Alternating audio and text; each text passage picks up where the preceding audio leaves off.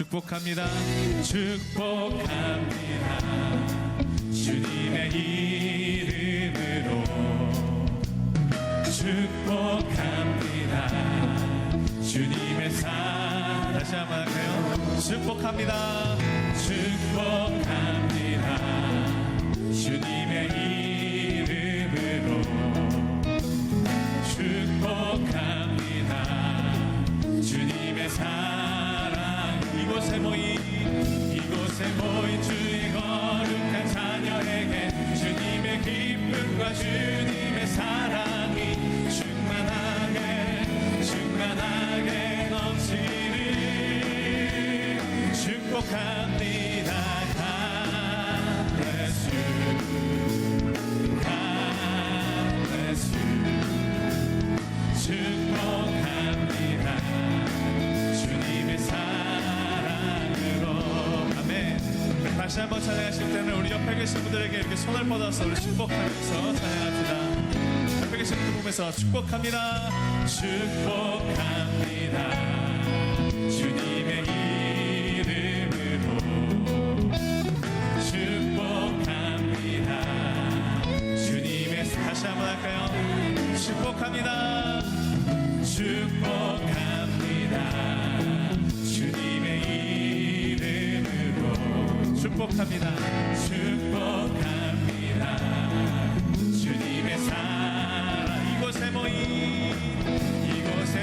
주의 거룩한 자녀에게 주님의 기쁨과 주님의 사랑이 충만하게 넘치는 축복합니다. God bless you. God bless you. 축복합니다.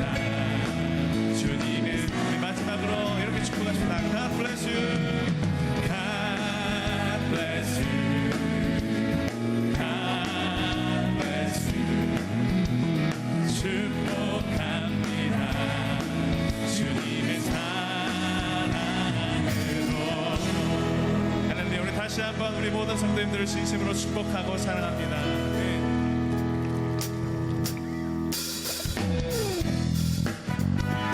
이 시간 다 함께 선하시고 좋으신 우리 하나님 아버지를 찬양합니다. 좋으신 하나님,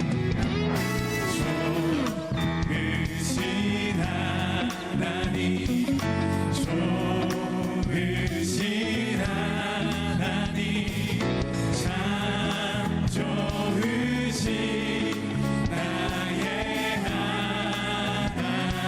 다시 한번 고백합니다. 좋으신 하나님, 좋으신 하나님, 참 좋으신 나의 하나님. 우리 목소리 높여서 그냥 다시 한번 좋으신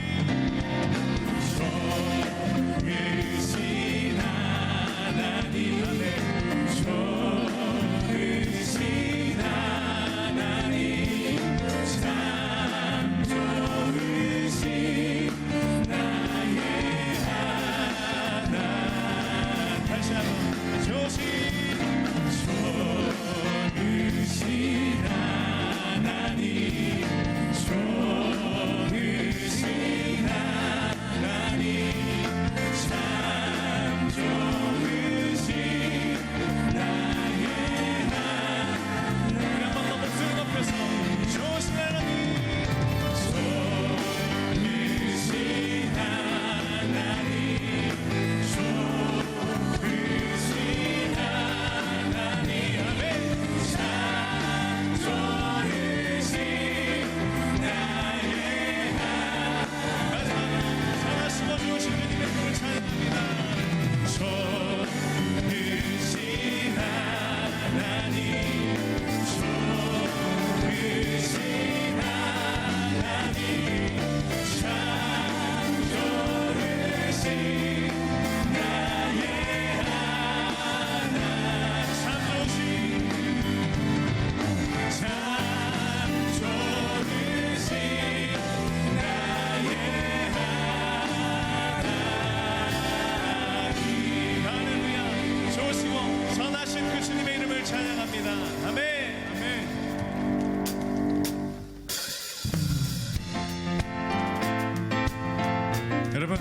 주님께서 우리의 친구 되십니다. 믿으십니까? 그 친구 되신 주님의 이름을 찬양합니다.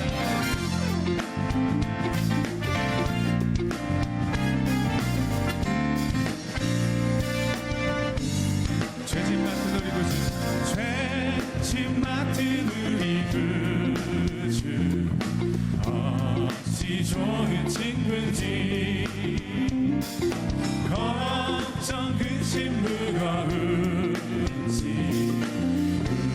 우리 주께 맡기세. 주께 고함 없는 도로 복을 받지 못하네. 사람들이 어찌하여 나를 주를 모를까. 시험 걱정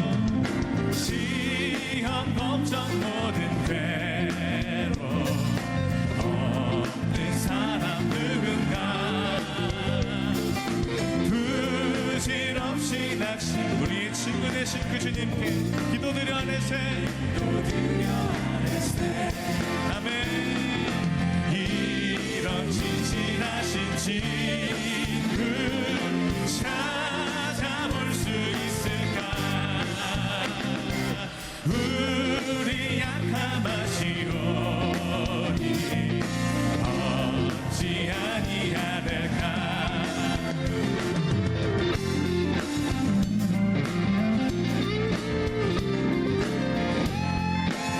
우리 3절로 고백합니다. 근심 걱정 무거운지 아니 진짜 누군가. 비난쳐는 우리 예수 주께 기도드리세. 세상 친구 멸시하고 세상 친구 멸시하고 너를 조롱하여도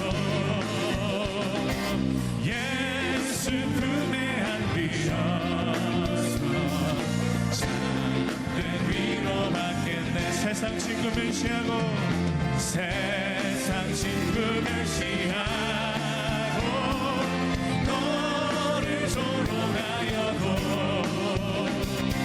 예수 품에 안기어서 참된 위로 받게.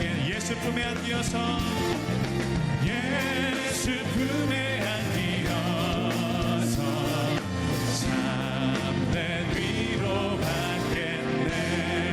할렐루야. 우리 친구 되신 주님께 우리 감사와 영광의 박수를 드립시다. 아멘.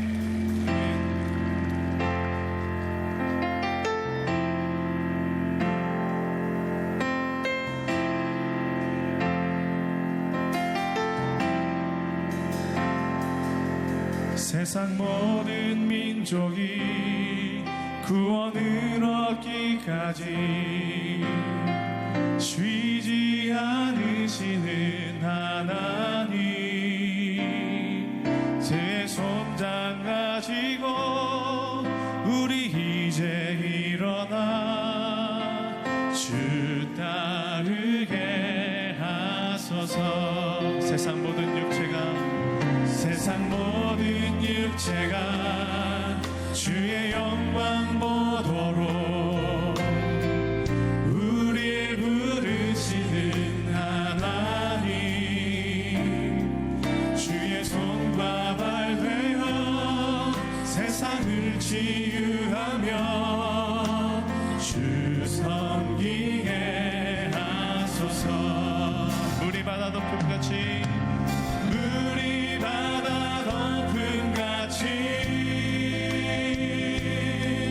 여호와의 영광을 인정하는 것이 온 세상 가득하리라. 우리 바다 덮음같이 우리 바다 덮음같이 우리 바다 덮음같이. 다시 한번 처음부터. 세상 모든 민족이 구원을 얻기까지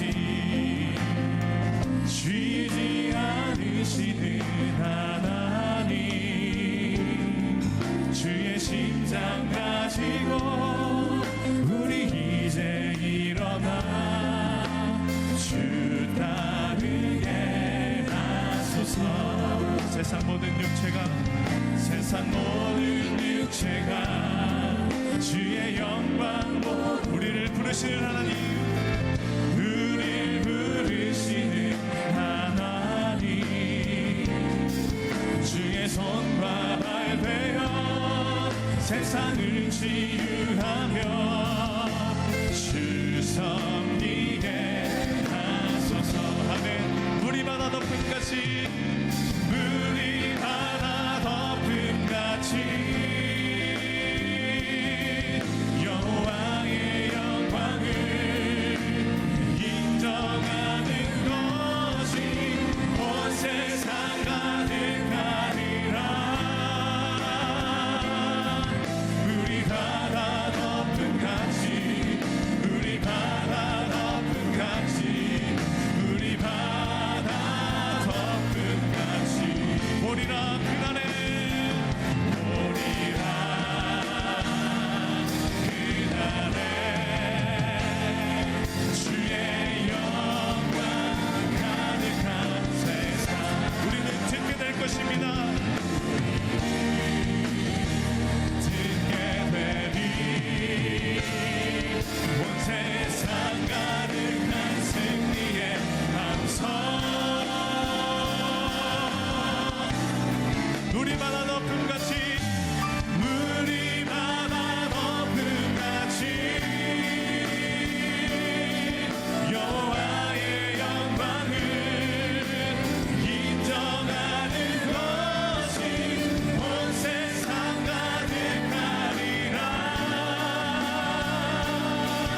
물이 바다 덮음같이, 물이 바다 덮음같이, 물이 바다 우리 한 번 더 고백합니다. 물이 바다 덮음같이, 물이 바다 덮음같이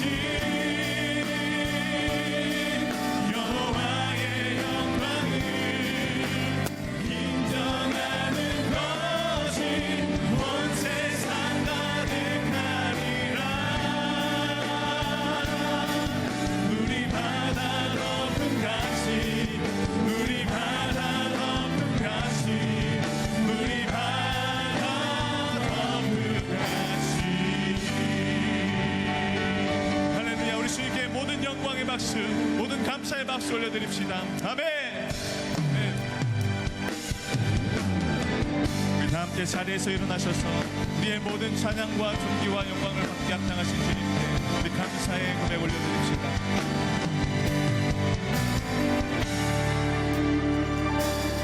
우리 보좌 앞에 모였네. 함께 주를 찬양하며 하나님의 사랑 그 아들 주셨네. 그의 피로 우리 구원받았네. 십자가에서 쏟으신, 십자가에서 쏟으신 그 사랑 강같이 온 땅에 흘러 각 나라와 족속 백성 방언에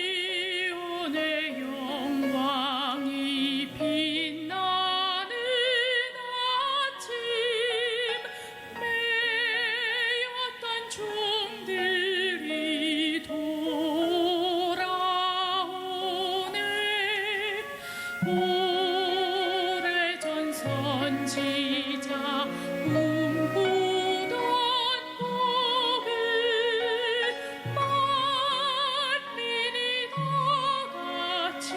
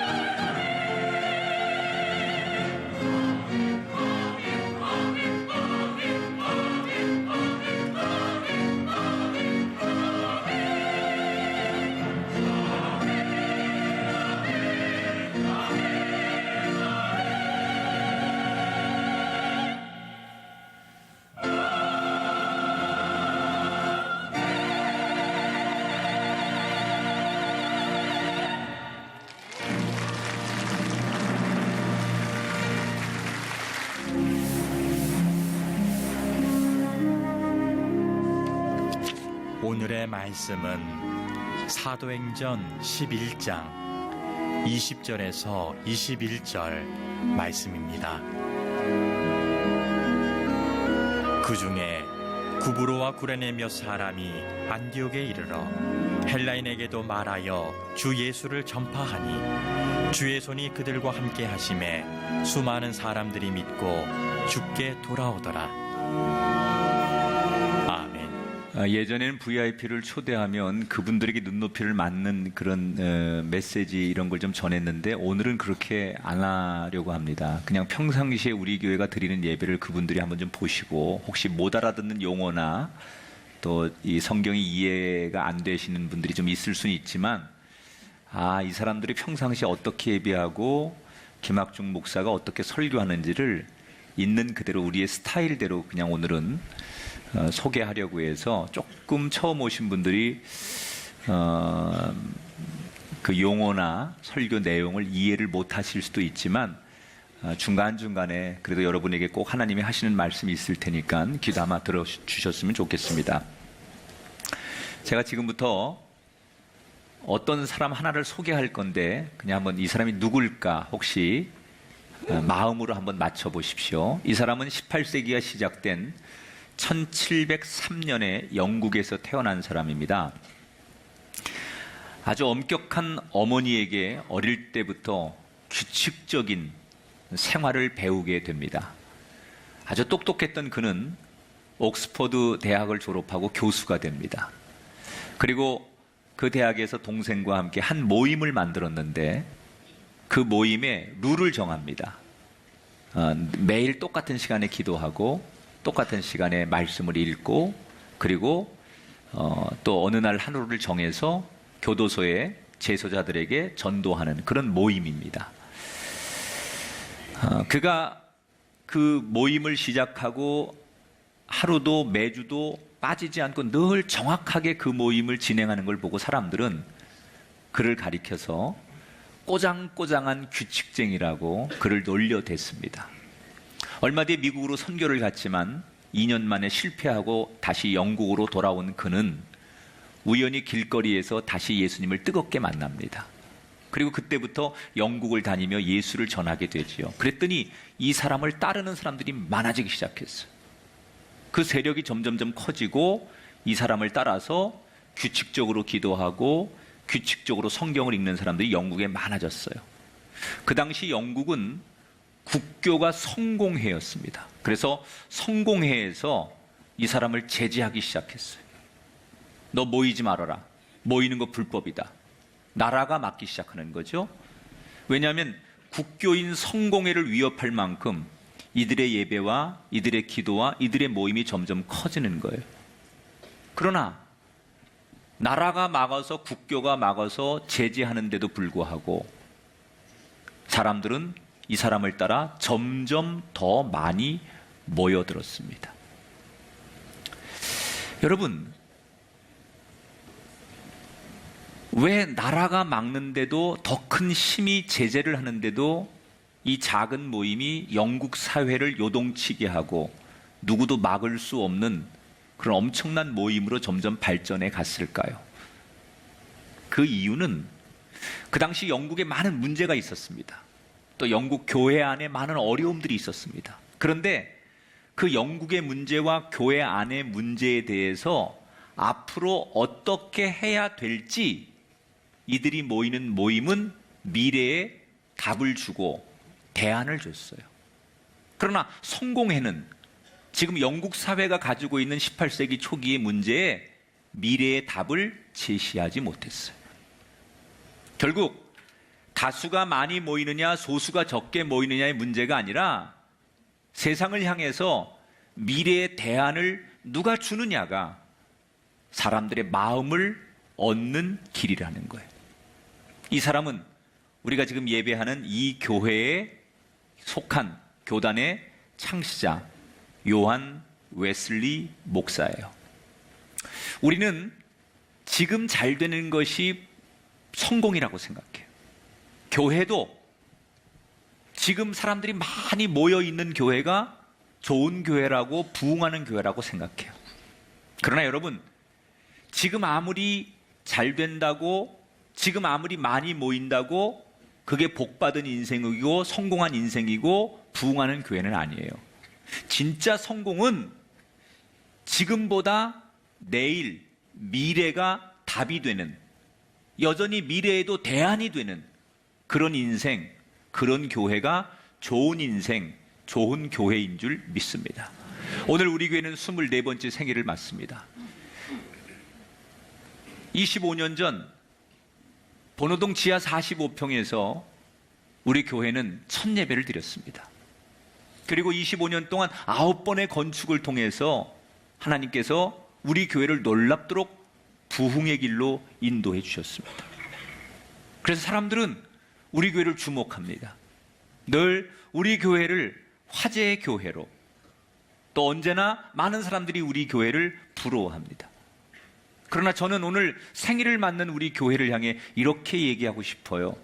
지금 만족하지 말고 우리는 앞으로 이 시대의 미래의 답이 돼야 하고 대안이 돼야 되고 미래의 교회가 돼야 될 줄 믿습니다. 지금 많이 모이는 것, 이걸 자랑하지 말고 앞으로도 여전히 미래의 교회의 대안이 되고 하나님 나라의 답이 될 수 있는 교회가 되려면 우리는 뭘 해야 될까? 오늘 사도행전 11장에 두 교회가 나와요. 하나는 예루살렘 교회, 또 하나는 안디옥 교회. 두 교회 이야기를 통해서 우리가 미래의 답이 되려면 어떤 교회가 돼야 하고 어떤 인생이 돼야 될까? 자, 지난 시간에 우리 성도들에게 제가 고넬료는 이방인이죠. 외국 사람이죠. 유대인들의 입장에서 보면 자기들 말고, 자기 민족 말고 이방인 외국 사람이 예수를 믿고 성령을 선물로 받는 이 모습에 마음이 그렇게 쉽게 동화되지 않는 거예요. 하나님은 우리 민족만 사랑한 줄 알았는데 이방 민족에게도 외국 사람에게도 하나님이 똑같이 사랑한다는 말에 사실 유대인들은 별로 기분이 좋지 않지요.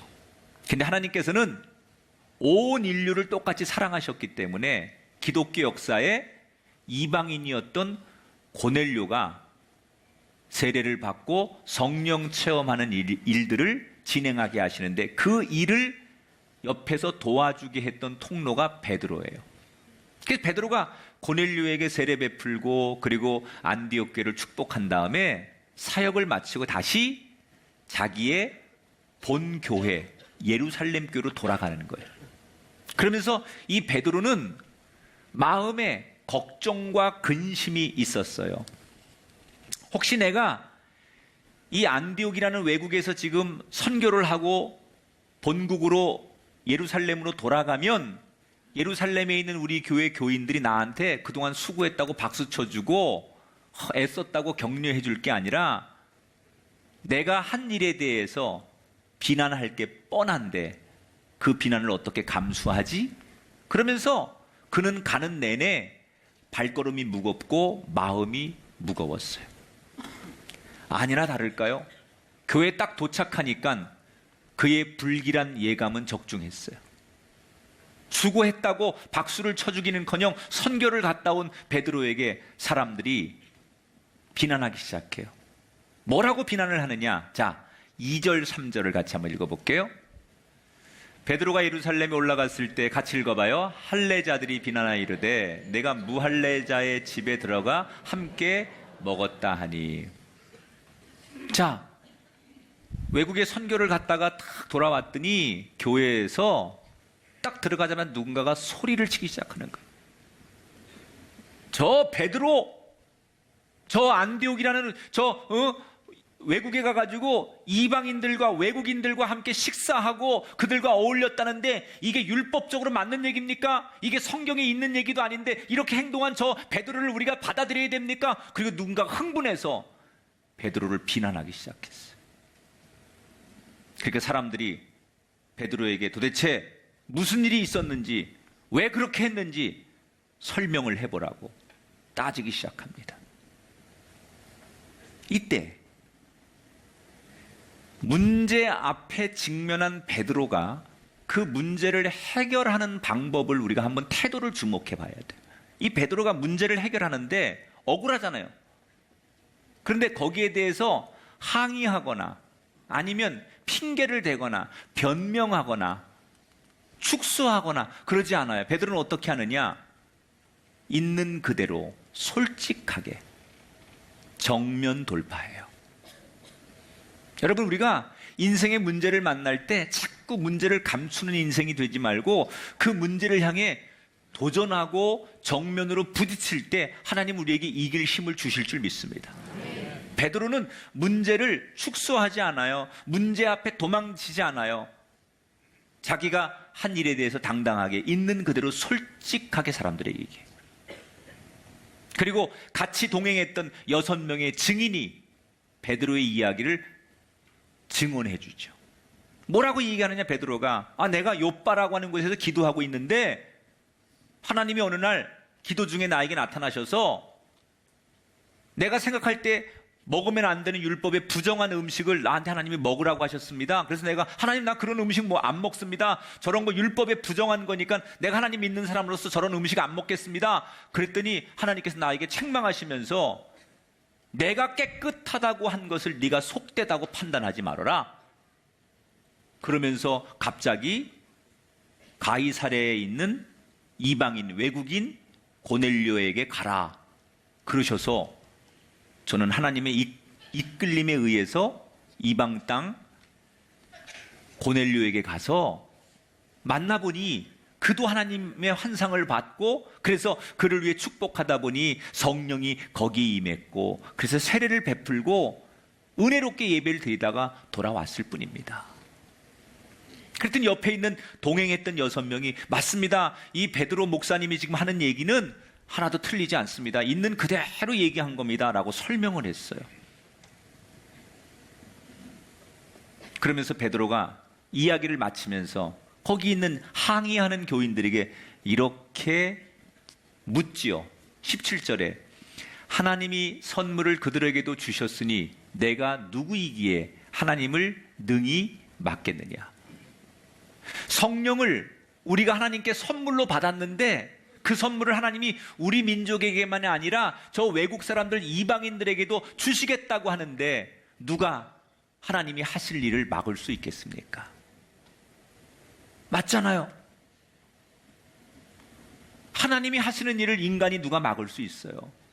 우리는 저 외국 사람들 종교가 다른, 만약에 여러분 이렇게 지금 이해해 보세요. 제가 목사인데 내가 만약에 한 주간 동안 스님들하고 어디 놀러 가서 같이 밥 먹고 놀다가 와가지고 탁 오면 우리 교인들이 보수적인 교인들 그럴 거야. 어떻게 목사님 스님들하고 놀다 오고 스님들하고 교제하고 목사님 그럴 수 있습니까? 목사님 실망입니다. 이럴 교인이 2명 있을 거야 아마. 나는 스님들하고 친해도 돼. 내가 중이니까. 김학 중이잖아 내가. 이건 농담인데 또 이걸 또 진담으로 알아듣는 분이 있어. 내 이름 김학 중이잖아. 중. 베드로가 그 입장이에요. 그런데 뭐라고요? 나도 그러면 안 되는 줄 압니다. 그런데 하나님께서 그렇게 하시니, 그렇게 하라고 하니 내가 어떻게 하겠습니까? 그리고는 솔직하게 그 문제를 감추지 않고 다 이야기를 하는 거예요. 그 베드로 얘기를 다 듣더니 예배당이 침묵이 흐르는 거예요. 분명히 베드로를 향해서 어떻게 외국인 종교가 다른 사람들하고 어울리다가 이제 와가지고 당신이 우리의 목사님이 거룩할 줄 알았더니 그럴 수 있습니까? 이렇게 항의하는데 베드로 얘기를 들어보니 더 이상 항의할 수가 없는 거예요. 잠시의 침묵이 흐르다가 누군가가 이렇게 용기를 내어 얘기합니다. 여러분, 하나님이 하셨다는데 그 하나님을 나는 찬송합니다. 비록 외국 사람 이방인들에게 복음이 가고 그 사람들과 어울리는 게 우리가 깨름칙하긴 하지만 하나님이 하셨다는데 나는 그 하나님을 찬양합니다. 그랬더니 옆에 있던 다른 교인들도 맞습니다. 하나님이 하시는 일이니 하나님을 찬양합니다. 그러면서 많은 사람들이 베드로를 이해해 주기 시작했어요. 자, 여기서 저는 지금까지 기독교가 2000년의 역사를 가지고 있어요. 그리고 동서양을 통해서 교회가 수없이 교회가 만들어졌어요. 그런데 기독교 2000년의 역사에 모든 사람들이 이구동성으로 가장 롤 모델이 되는 완벽한 교회 하나를 꼽으라고 하면 지금 예루살렘 교회를 꼽아요. 예루살렘 교회는 교회의 시초지요.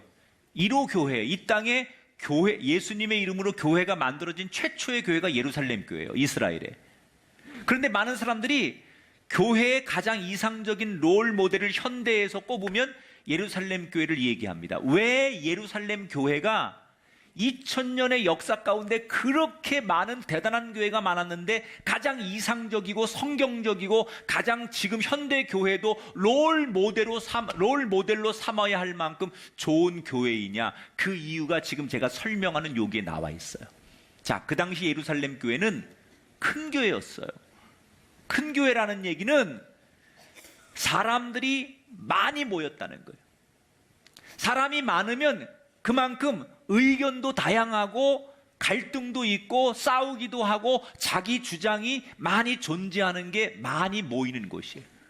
그런데 지금 예루살렘 교회가 다양한 목소리, 다양한 의견, 다양한 사람들의 주장이 있었는데 그래서 베드로를 놓고 사람들이 막 비난도 하고 회의도 하고 질문도 하고 거기에 대한 답도 하고 그러는 과정 속에 결론이 어떻게 나느냐? 아무리 사람들이 다양한 의견이 있고 갈등하고 싸우다가도 결론은 하나님의 뜻이 무엇이냐를 놓고 그게 하나님의 뜻인지 알게 되면 무조건 사람들이 자기의 생각을 내려놓고 따라가더라는 거예요.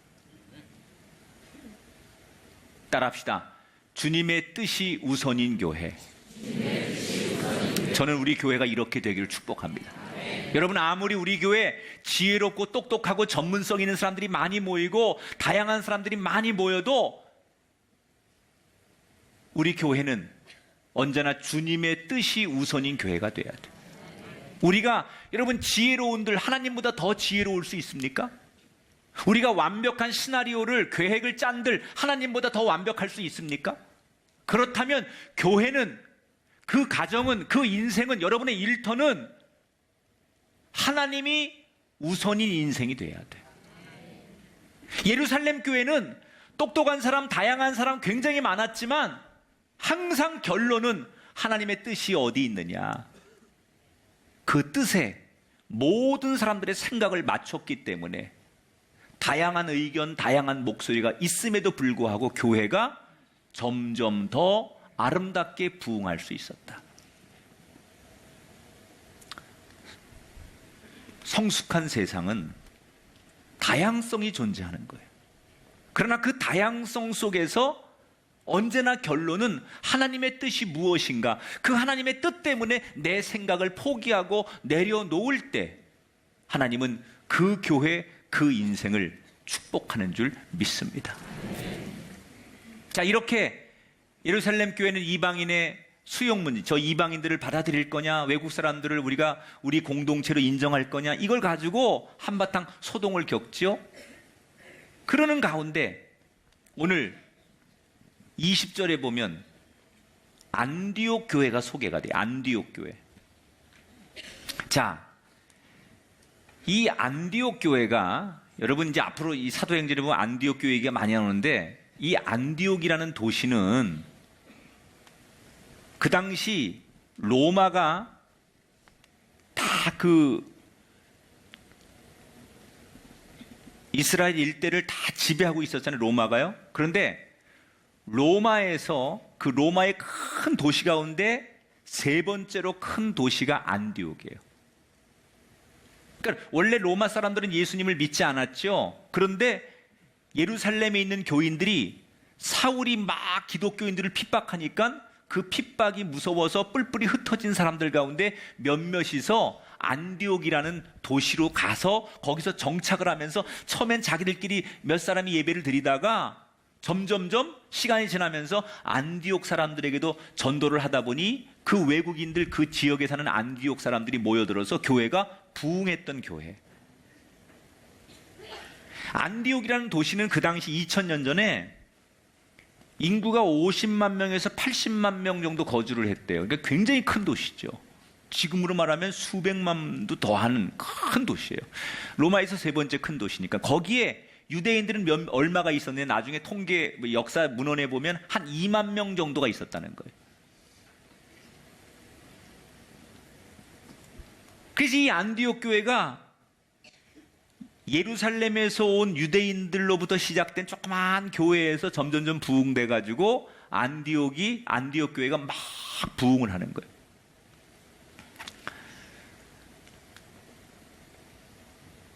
그러니까 이 안디옥 교인들이 사람들이 너무 많아지니까 자기들끼리 예배 드리다가 안 되겠다, 우리도 목회자를 초빙하자. 처음에는 자기들끼리 예배하고 자기들끼리 기도하다가 사람들이 점점 많아지니까 이 교회를 우리가 감당할 수 없으니까 목회자를 모시자. 그래서 어디다 도움을 요청하느냐, 예루살렘 교회에다가. 지금 우리 안디옥에 이렇게 교회가 생겼는데 사람들이 너무너무 많아지니까 목회자가 필요합니다. 그러니 예루살렘 교회에서 좋은 목회자 한 분 좀 파송해 주십시오. 그래서 누가 파송을 받느냐? 바나바가 파송을 받아요. 이 바나바라고 하는 사람은 당시에 헬라어를 굉장히 잘했어요. 그래서 로마 사람들과 유대인들에게 양쪽 언어가 가능했던 사람, 그리고 진실했던 제자 중에 하나니까 이 바나바를 안디옥 교회 선교사로 파송을 하게 돼요. 바나바가 가보니까 정말로 안디옥 교회가 예루살렘 교회 못지않게 막 사람들이 모여서 뜨겁게 부흥을 하는 거예요. 그래서 열심히 그들에게 예배를 인도하고 말씀을 전하고 기도했더니 교회가 점점점 더 부흥하는 거예요. 이 바나바가 목회를 하다가 교인들이 점점 더 많아지고 그러니까 나 혼자는 감당을 못하겠다. 저도 처음에는 이 교회 저 혼자 다 했거든요. 근데 교인이 많아지고 뭐 할 일이 많아지니까 자꾸 이제 목사님 한 분 모시고 또 모시다 보니까 지금은 70명의 교역자가 됐어요. 이제 자꾸 분업화될 수밖에 없는 거죠. 그러니까 바나바도 혼자 안 되니까 내가 나와 함께 동역할 수 있는 동역자 한 사람을 더 청빙해야 되겠다. 그래서 이 바나바가 고민을 하다가 누구 한 사람을 데려옵니다. 자기와 함께 일할 사람 하나를 데려오죠. 그런데 이 안디옥 교인들이 바나바가 데려온 그 목회자를 보면서 얼굴이 하얘지고 사람들이 놀라는 거예요. 왜 그러느냐?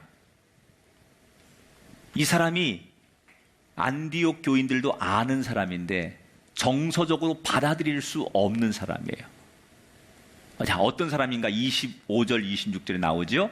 바나바가 사울을 찾으러 다소에 가서 사울을 만났다 그랬어요. 바나바가 데려온 사람이 누구예요? 사울이에요. 여러분, 사울은 누굽니까? 벌써 한 10년도 더 된 사건이지만 처음에 예루살렘 교회가 막 부흥할 때 그 예루살렘 교회를 파괴하고 흔들고 예루살렘 교인들을 고통스럽게 하고 힘들게 하고 고문하고 심지어 죽이는데 앞장섰던 대표적인 사람, 그 사람이 사울이에요. 그래서 어쩌면 이 사울 때문에 지금 많은 사람들이 고향을 등지고 자기네 교회를 등지고 이렇게 멀리 와서 살게 된 그 원인을 제공한 사람이 사울인데 지금 바나바가 그 사울을 데려온 거예요. 물론 사울이 그때는 기독교를 박해하고 못된 짓을 많이 했지만 그 뒤에 회개하고 회심해서 기독교인이 됐다는 소문을 듣긴 들었지만 사람들에게는 10년도 더 된 그 사건에 대한 트라우마가 있는 거예요. 사울, 아무리 저 사람이 중간에 예수를 믿었단들 저 사람을 신뢰할 수 없는 거예요. 그 중에는 누군가는 자기 가족이 그 사울에게 고문받은 사람도 있을 거고, 그 중에는 자기 동료가 저 사울 때문에 가정이 깨진 사람도 있을 거고, 그러니까 안디옥 교인들은 이 사울을 인정할 수가 없는 거예요. 그래서 바나바에게 항의하는 거예요. 많고 많은 사역자 가운데 왜 사울입니까? 사울이 누군지 모르십니까? 저 사람의 과거를 모르십니까? 어떻게 저런 사람을 우리 공동체의 목회자로 지도자로 우리가 받아들일 수 있습니까? 그리고 사람들은 사울을 인정하지 않고 바울에게 항의를 하죠. 자, 여기서 바나바는 자기가 사울을 데려오면 이런 교인들의 반응을, 이런 교인들의 저항을 몰랐을까? 저는 알았을 거라고 생각해요. 바나바가 사울을 자기 동역자로 데려오면 교인들의 이런 거센 반응, 부정적인 여론, 이런 것들이 분명히 있을 거를 바나바는 알고 있었어요. 그런데 왜 그런 줄 알면서도 논란을 일으킬 수 있는 사울을 바나바는 데려온 걸까? 여기에 우리가 미래의 대안이 되기 위한 두 번째 팁이 있어요. 바나바는 사울의 장점을 주목한 거예요. 여러분, 사람이 그 사람의 단점만 보면 좋은 점은 하나도 안 보여요. 아, 저 사람은 너무 사람이 소극적이야. 이게 단점이에요. 근데 이걸 거꾸로 뒤집으면 사람이 속이 깊고 생각이 좀 있고 함부로 나서지 않고 경거망동하지 않고, 이게 장점이에요.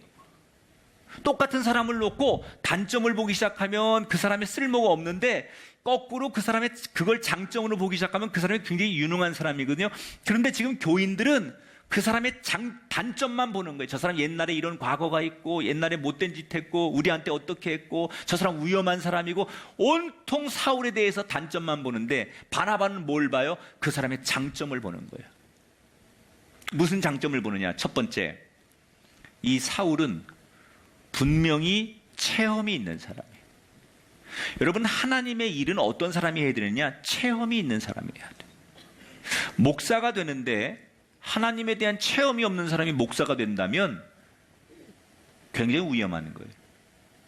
교회에서 직분자가 되고 일꾼이 되는데 하나님을 체험하지 않은 사람이 하나님의 일꾼이 된다. 이거 굉장히 위험한 거죠. 근데 이 사울은 하나님을 분명히 체험한 사람이에요. 두 번째, 성경과 헬라 문화, 그러니까 유대인의 언어도 쓰고 유대인의 문화도 잘 알지만 이방인, 로마, 헬라, 이런 철학, 이런 것들로 잘 양쪽 다 해박한 사람. 요즘 말하면 이중 언어가 되고 양쪽 미국과 서양 문화와 한국을 다 이해할 수 있는 사람. 그래서 유대인이든 이방인이든 누구에게나 예수님을 편안하게 전할 수 있는 사람이 사울이에요. 게다가 사울은 안디옥이라는 곳에서 250km 정도 떨어진 다소라고 하는 곳에 살고 있어서, 그러니까 어떤 사역자를 안디옥으로 부르는 것보다 사울을 부르는 것이 많은 장점이 있었다는 거예요. 사람들은 사울의 잘못된 점만 보고 외면합니다. 그러나 바나바는 사울의 장점에 주목하는 거예요. 그리고 그 장점을 적극적으로 활용하는 거예요. 그랬더니 어떻게 됩니까? 결국 사울이 사람들의 그 부정적인 여론을 극복하고 그 안에 훌륭한 지도자가 되어서 우리 기독교의 신학을 만드는 위대한 지도자가 되는 거예요. 여러분, 저는 우리 교회가 이렇게 바나바가 사울을 봤던 것처럼 장점에 주목하는 교회가 되기를 바랍니다. 우리가 살다 보면 때로는 교회 안에는 부족한 점이 보이는 사람이 있습니다. 우리가 부부간에 또는 우리가 동료들 간에 보면 내 마음에, 내 눈에 안 차는 그런 게 보일 때가 있습니다. 근데 그걸 계속 거슬리다 보면 나중에 그 사람이 미워지고 그 사람과 원수가 됩니다. 그런데 바나바처럼 그 사람의 부족한 점도 있지만 그 사람의 좋은 점, 장점에 주목한다면 내 마음에 그 사람을 향한 미움이 사라지고 왕따가 사라지고 누가 봐도 사랑하는 관계가 된다는 거예요. 교회는 이런 교회가 돼야 돼요. 그래야 우리가 미래의 대안이 될 수 있어요. 여러분, 나는 여러분이 바나바가 되기를 주의 이름으로 축원합니다. 사람을 볼 때 또는 누구를 볼 때 단점만 보지 말고 그 사람의 장점을 보고 그 공동체의 장점을 볼 때 우리 모두를 살리는 일들이 일어나게 될 줄 믿습니다. 자, 이렇게 해서 두 번째, 이 사울의 갈등 문제도 잘 해결을 합니다. 그렇게 이제 교회가 안정화돼 가는데 무슨 문제가 생기냐? 아가보라고 하는 선지자가 기도하다가 어느 날 이렇게 예언을 합니다. 하나님께서 머지않아 이 땅에 큰 자연의 재해, 흉년을 주신대. 그러니까 준비해라고 기도하다가 그가 감동을 받은 이야기를 해요. 그런데 정말로 머지않아 로마 땅에, 유대인 땅에 흉년이 들어가지고 먹을 것이 없어 사람들이 막 굶어 죽는 사람들이 생기고 경제가 어려워지기 시작합니다. 그러니까 안디옥이라는 도시가 굉장히 그 당시에 로마에서 세 번째 큰 도시고 이게 동방으로 향하는 관문이기 때문에 무역이 성행하고 문화가 굉장히 발달한 도시가 안디옥이라는 도시인데 여기가 경제적으로 직격탄을 맞는 거예요. 그래서 굉장히 사람들이 경제적으로 위축이 되고 먹을 것이 없으니까 사람들이 어렵게 살아갑니다. 그런데 자기들도 어렵게 경제적으로 어렵게 살아가는 그때 무슨 소식이 들리느냐? 예루살렘 교회, 자기들의 고향 교회가 자기들보다 더 어려워서 교인들이 굶어 죽고 교회가 너무너무 힘들어하고 있다는 얘기를 들어요. 안디옥 교회 교인들이. 여러분, 안디옥 교회는 본교회, 예루살렘 교회에 있는 교인들이 나와서 자기들끼리 개척한 교회잖아요. 그러니까 큰 집이 예루살렘 교회라면 여긴 작은 집이에요. 그런데 이 작은 집에 있는 안디옥 교인들이 자기들의 원래 교회, 모교회, 본교회가 더 어렵다는 얘기를 듣고 어떻게 하느냐? 자기들도 지금 먹고 살기 힘든데 교회가 어려운데 그때 십시일반 헌금을 해요. 구제 헌금을 해요. 그래서 그 헌금을 예루살렘 교회에 보내줘요. 여러분, 사람은 힘들면 나부터 살고 보자, 이게 사람의 심리거든요. 그런데 안디옥 교회 교인들은 달랐어요. 우리도 힘들지만, 나도 힘들지만 저 사람은 더 힘들겠지? 그런 마음. 결국 남을 돕는 것, 이웃을 사랑하는 건요, 내가 넉넉하고 아무 문제가 없고 나는 여유가 있어서가 아닙니다. 나도 힘들지만, 나도 어렵지만 저 사람은 더 어렵겠지? 우리 교회도 힘들지만 저 교회는 더 힘들겠지? 이런 마음. 그게 이웃을 사랑하는 거예요. 그래서 안디옥 교회는 자기들도 지금 어려운데, 자기들도 경제가 휘청거리고 먹고 사는 이 외국에 와가지고 사는 게 힘든데, 조국에 있는 그 본교회가 어렵다는 얘기를 듣고 자기들도 그 어려운 가운데 헌금을 모금해가지고 본교회를 도와줬다는 거예요. 여러분, 안디옥 교회가 왜 칭찬을 받아요? 이웃을, 타인을 돌아보는 교회였기 때문에. 따라합시다. 너도 살고 나도 사는 교회. 이게 안디옥 교회예요. 너도 살고 나도 사는 교회.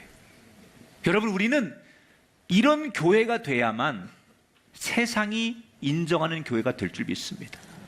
우리끼리는 많이 모이고 우리끼리는 넉넉하고 우리도 지금 힘드니까 우리가 지금 이게 우리의 목적이 아니라, 우리도 힘들지만 우리도 어렵지만 그러나 여전히 그 어려운 가운데서도, 그 힘든 가운데서도 누군가를 돕기 위해 사랑의 손을 펼치는 그 인생, 그 교회를 하나님은 여전히 미래에 대한 인생으로, 대한 교회로 쓰시는 줄 믿습니다.